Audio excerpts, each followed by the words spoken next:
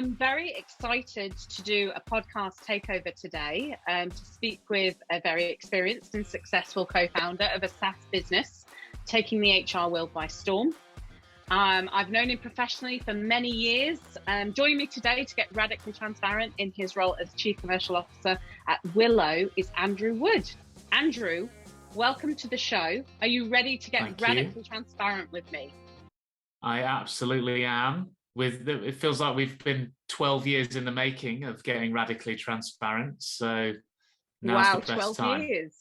Yeah, Is it's it crazy, 12 isn't it? years? That's insane. Actually, it might be let's more just than pretend that. it's. I actually think it is more than that, but we'll just stick with 12 years. That's certainly long enough. So Andrew, I'd love to start us off by having a brief look into your professional journey. Obviously, I know your journey, but for our listeners, I'm sure they'd like to know how have you kind of taken that journey and how you found yourself at Willow. Yeah, it's been quite a linear journey with a lot of variety in it, if that makes sense. Because so I went to university, went to Loughborough.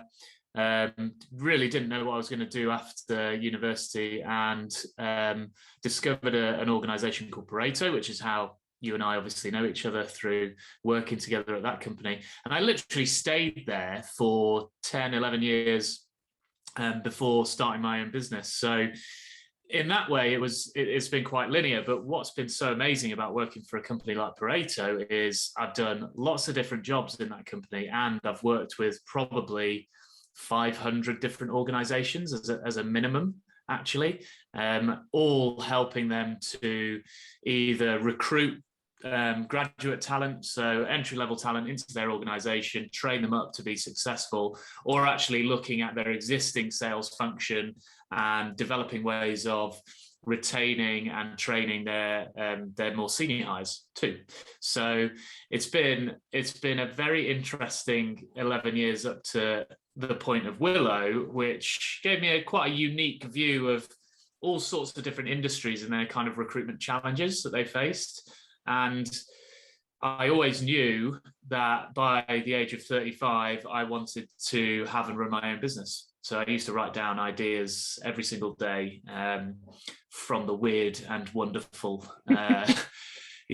Sometimes I wish I'd just started a skip business. As difficult as it would be, it's still a business. But I'd write down all these ideas, and I couldn't come up with anything that really grabbed my attention. And then I met my co-founder, Ewan, who had trialed this idea of video interviewing for a startup that he was actually growing. And he was using YouTube at the time, and getting people to upload stuff and send it over. And he thought, this is clunky and horrible experience for both of us. There must be a better way. I spoke to him and kind of gave him the recruitment intel, if you like, as to why and how this should actually work for the recruitment industry. And that's basically where Willow was born in, and we launched in January 2020 as a kind of live company, basically. So yeah, that's what's kind of led me here today, I guess. That's certainly a great journey, and I think in that time, and I know for myself and my experience, there's been a huge shift in how companies are hiring, and how people are attracting people into the business. I mean, what has been kind of your core observations in the dynamic shift in how people are bringing people on board? Yeah, it's interesting to think about. Even in my 11 years within the recruitment industry, we went through. So I joined in 2010 at the end of the financial crisis. So obviously, one very strange market there. Then you have recovery, and then we had COVID come through, and looking at the kind of transition between all of those different time periods. You obviously had Brexit in there as well. It's amazing how you just see the fluctuations in the recruitment market, and how those political, social challenges just have such a massive effect on recruitment, right? And actually, I don't think there's many organizations like recruitment, where you have to sell to both sides of the equation. Whether you're an internal recruiter or an external recruiter, you still have to sell to a hiring manager and to a candidate. And those people having a perception of, what's going on in the world is the biggest challenge most often. Is how do I draw somebody away when there's uncertainty? Or if there's too much talent, how do I pick the right one? And my hiring manager's getting too picky, for example. So there's been a lot of changes over that time. I think what we're seeing now is a really, really interesting recruitment market, where the two challenges are both talent driven. One is that the availability of talent is relatively low. People don't want to leave because of uncertainty, but also the private investment market is going amazingly well. SaaS companies growing at exponential rates. So there's a lot of demand for talent without talent being there. And then alongside that, you've also got this sort of increase in the level of consciousness of talent around the kind of company that they're actually going to join. So I was with a client earlier today, and they said that the two big challenges that they have is, one, yes, the same as everybody else, the difficulties out there with finding good people. But two is, when they do find those good people, it's showing them that actually the values of the organization align to their own. And people are so much more invested in, is this company the right fit for me? Do they have the right values, morals, culture, all of that stuff? And the fact that it can literally turn on a sixpence thanks to the power of social media. I don't know if you saw the equality bot, I can't remember what it was called, for International Women's Day on Twitter, where it was calling people out for their they're going onto social media talking about how great their international women are and all that kind of stuff, and then it's calling them out for the gender pay gap. And it's doing it all automated and showing these different things. And that's exactly the challenge that people have right now is, yes, there's not an availability of talent, but also things can change so rapidly in terms of the perception of your employer brand at the same time. That's definitely what I see across the board as the kind of biggest two challenges. So how do you think social media has impacted businesses and how they present their organization? Because I think we've now got into a position where we can have conversations as a business and share information far more than we ever used to before social media came along. How do you think that's changed in giving people that view of culture and what it's like to work for a company? I think there's probably two camps. There's the if you like, the kind of to use the phrase, radically transparent organizations that it's a real person talking about their lived experience within a company, and they share it. And I hate to use the word authentic, but just a real story about them and what they've done and how they've enjoyed their time and what they've seen in behaviors of the organization. So there's that type of person, and then there's the ones that are trying desperately to follow that kind of radically transparent, but get caught up in the kind of strategic view of tagging on to a trend, if that makes sense. So you have the authentic companies that really do buy into what they're talking about and really have the value, and then you've got the ones that go, I think we should probably do a social media post about this because somebody else in our industry has, so they're more followers. And actually candidates can kind of see through that because it's inconsistent. And you've got things like Glassdoor. There's typically a candidate typically looks at 7 to 12 review points of an organization before deciding whether to take a job or not. And that could be social media, it could be the hiring manager's LinkedIn, all of that stuff. And if it's inconsistent, then it's not trustworthy. Whereas if you're consistent and authentic, then you're trustworthy and you draw that talent in. That's where I think social media has an amazing power to disrupt the traditional brands, if you like, and actually show what's beneath the surface in a good way, and also in a bad way if you do it wrong. Mm. How do you guys attack this internally? Obviously, you're a small organization. Attracting the right people is really important to you. How do you, and certainly Ewan, as co-founders, how do you embrace social media to educate the world on Willow and what it's like to work for you personally? Yeah, we're probably, from that perspective, we're quite narrow-minded, to be honest, where we believe at our stage, the culture is basically us. It's because we're so close to every single person that works in the business. The culture is led by Ewan and I as founders, and therefore, if you want to see what the culture is, go on our LinkedIn and see our tone of voice, see what we talk about. Look at the pictures that we post of charity stuff, or whatever it is that we're talking about at any one time. So from a social media perspective, that's kind of what we try to do, but we do that for our clients as well, as in we want them to see what kind of business we are and what kind of values. And I think that's an important sort of note to take, really, when it comes to recruitment, is if you've got the best recruitment strategy in the world and you're talking really well to talent, but they find out that you treat your customers badly, then they're not going to engage with you. That's why it's so important to think about those 7 to 12 kind of touch points.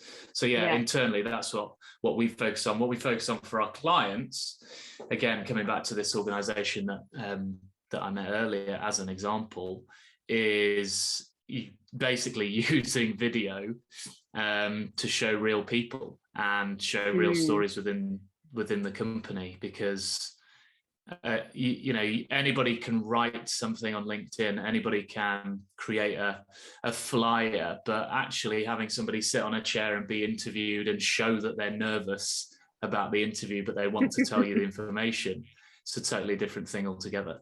So that's kind of that's kind of our mission, really, is for both parties to have that transparency that's going to create opportunity. Absolutely. You mentioned a few statistics, and with social media, for example, obviously things move incredibly fast. And I think for many industries, but obviously being in the technology space like we are, things are going so quickly, and it's really, really hard to keep up to date with everything. How do you personally keep up to date with the latest leadership trends, HR trends, things that are going on in your area, to kind of keep on top of your game? Yeah, it is incredibly tough. And I actually, so audiobooks is one, and I'm listening to an audiobook at the moment, and they talk about how they've actually hired an internal researcher who literally, for the founder of their business or the founders, just goes out there and finds the best places. So the blogs, the podcasts, whatever, finds that information and feeds it back to them. That's basically what I do, but without a researcher, because we couldn't afford to have just a person sat there looking for blogs. That'd be amazing, wouldn't it? It was a very big company and a very successful person. But that's kind of it, really. Is LinkedIn is my go-to for everything. I think people have really started to embrace that post-COVID as a community in which they can rely and actually build meaningful, networks of information. So whether it's a blog on there, whether it's sharing a podcast, a LinkedIn Live, or whatever, I think you can find a hell of a lot of what you want in there, but obviously you're limited to your own connections. So it is important to look elsewhere. So there's that, and then the other is I listen to a lot of audiobooks and podcasts, basically. I'm not much of a reader because I'm dyslexic, so it takes me a very long time to read stuff. So getting that kind of stuff from things like this, obviously, is it's quite empowering, actually, because otherwise it would be difficult for me to keep up. Yeah, to be frank. Absolutely. And that's an interesting thing. And to be honest, I didn't know that about you, Andrew. So this is a new fact that I didn't know about you. And how has that affected your career for good, if anything else? Well, rather than being able to send a well-crafted email, cold email, I would make 450 phone calls a week. Was the number one thing that I learned. There's some people that, you know, I'd be like, how have you made like 10 calls and 10 meetings? And they'd be like, oh, I sent them LinkedIn messages, and I'm like, I can't, you know, I find that very difficult to believe. And then I'd look at the messages, I'd be like, okay, that's the difference. It's really well crafted. So, you know, the thing that dyslexia has absolutely given me is the ability to solve a problem every day of my life, which is I can't read very fast, and I am incredibly pragmatic in emails because I don't want to sit there typing something forever. So yeah, it. Did you know 35%? So I heard this on a podcast. 35% of entrepreneurs are dyslexic, apparently. Wow, I did not know that. And that's an because interesting fact.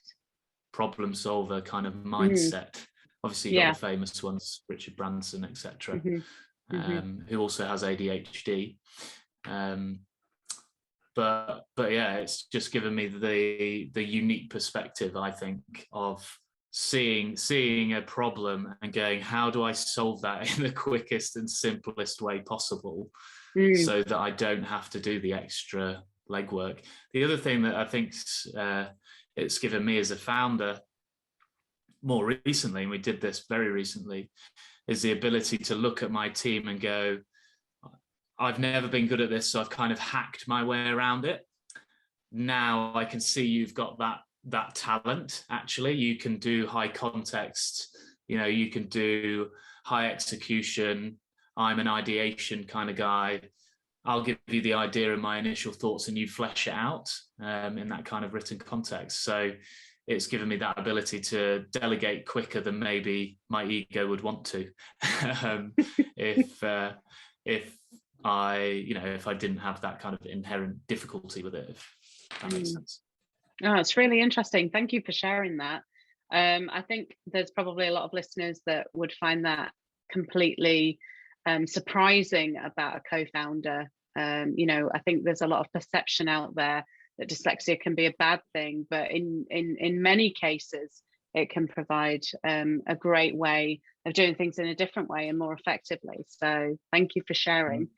You're welcome. That's something that obviously isn't on your LinkedIn profile, but obviously with you hanging out on LinkedIn as much as you do, you know, what else is important about you, or an important part of your life that perhaps isn't on LinkedIn? I mean, the most consistent important thing that I don't post about is the role of sport in my life. So I'm very competitive, and I play hockey, field hockey, at a relatively high standard. So although maybe not for much longer, we're in the National League. We're not doing particularly well this season, but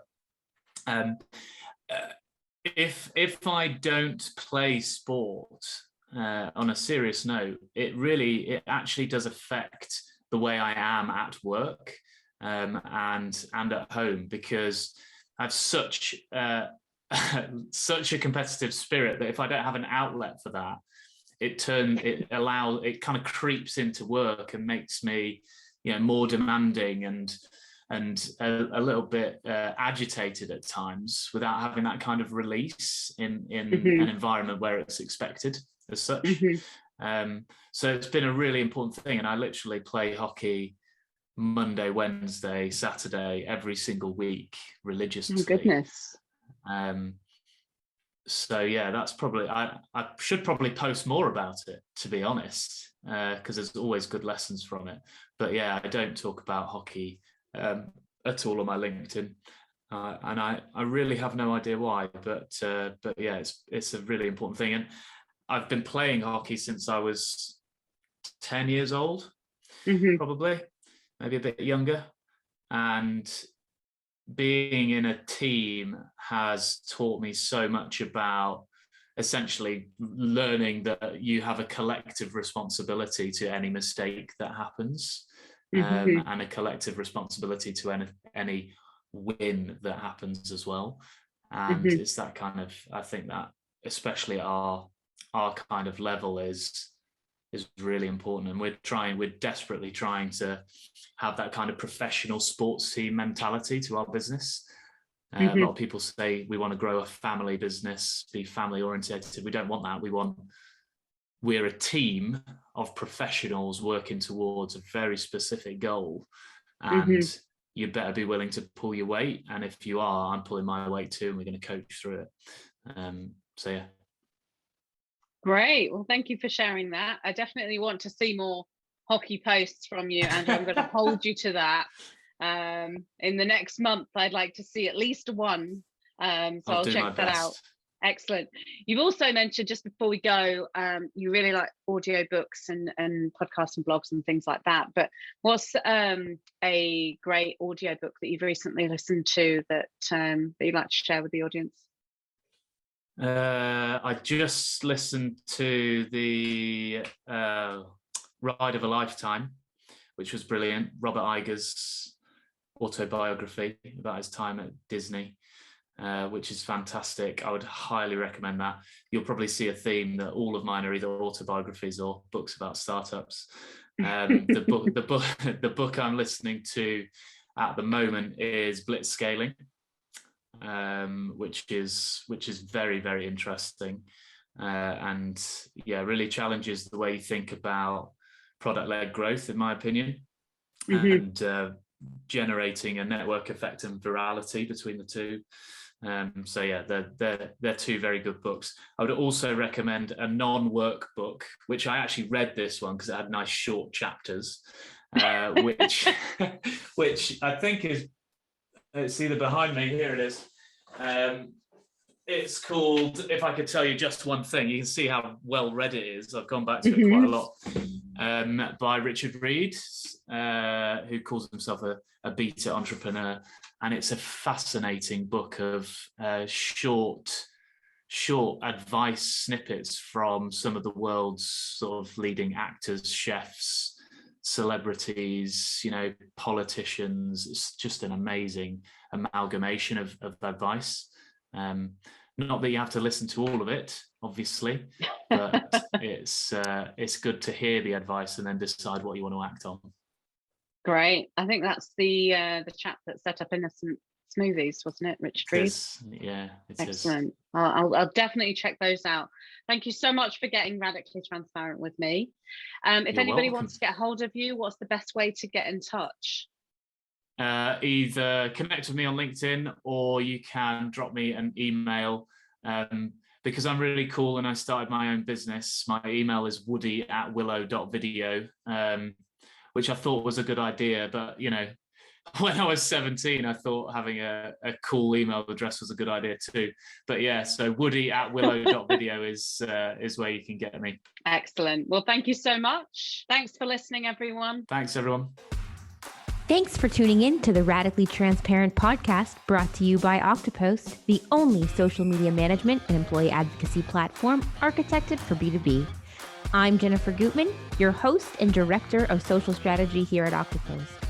And if you love today's show, we'd love if you subscribe, rate, and give a raving review wherever you get your podcasts.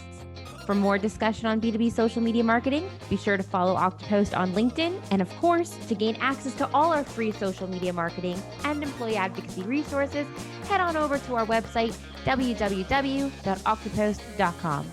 Until next time.